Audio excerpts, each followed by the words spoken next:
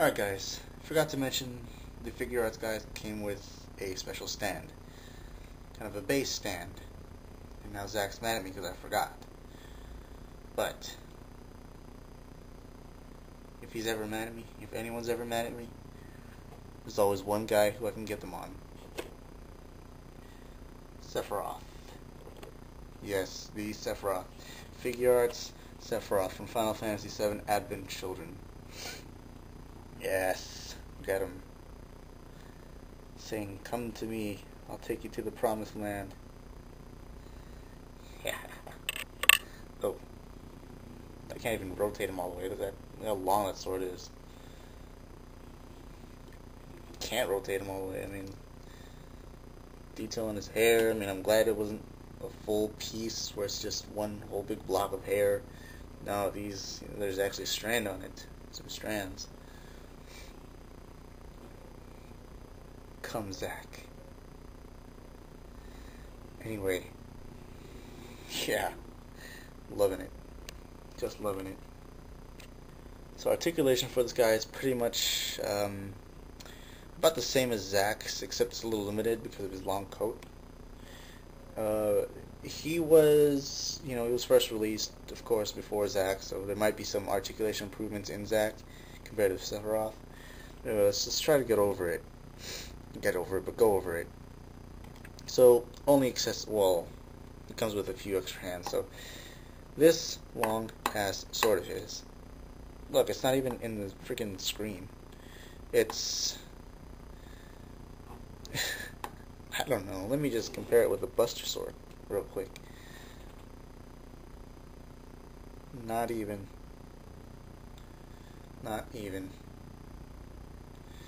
Anyway. So his articulation, his head will go side to side.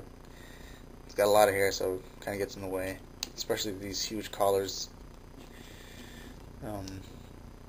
These armor plates here, they're all articulate.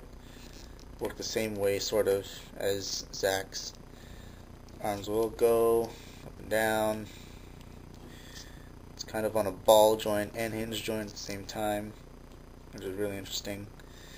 Rotating bicep, elbow joint, doesn't bend as far as Zach's, unfortunately, and the wrist, of course. It comes with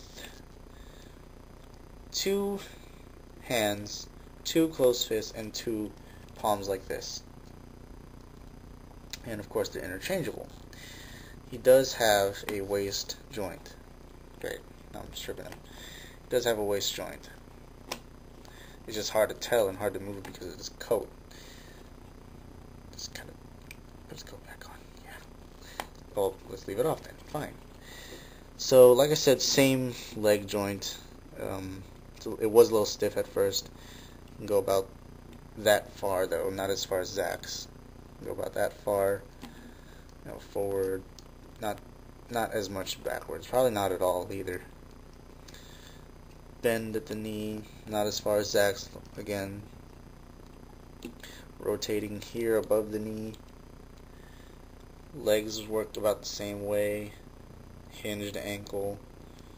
And rotating or swiveling toes or foot. Posing him is quite harder, so you might want to get the stand if you want to pose him in more dynamic poses than what I had earlier. But really, I mean, as dynamic or as graceful as Sephiroth is, I like to just have him in a simple, very simple pose where he's just showing off his coolness and his greatness, because he's just cool like that. He also does come with the extra stand. I mean, and that's it really. Nice sculpt, very nice sculpt. That's one thing I'm also going to start doing with my, even with my model reviews, is talk about sculpt. In place of talking about some points of articulation which don't matter, or colors that are pretty obvious. I'm just going to talk about, like, the overall sculpt. Like, high grade strike freedom sculpt, bad. Master grade strike freedom sculpt, good. As in this case, these two guys, their sculpts, good. Very good. And they're in scale together, so Like you see Zack here, and you got Sephiroth. Sephiroth's a tall guy, so he has to be tall in the figure, right?